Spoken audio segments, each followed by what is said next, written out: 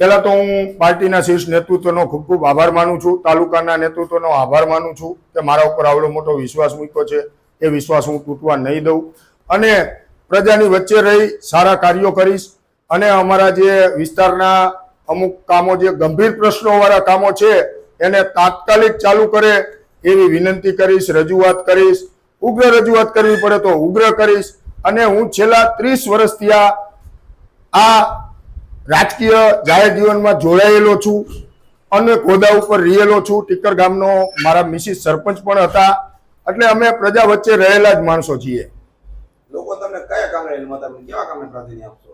અમે હર હંમેશ પ્રજાની વચ્ચે જ રહ્યા છીએ. પ્રજાને બધી ખબર જ છે કે આ વિજયભાઈ કેવી રીતના, જે કેનાલના પ્રશ્નો અમારે બહુ આવતા, અમે કેનાલના પ્રશ્નની બાબતે હું જેલમાં પણ જીયેલો છું ખેડૂતો માટે. અને કાયમી કોઈ પણ ખેડૂતનું કામ હોય હું સાથે રહી અને પૂરું કરાવું છું.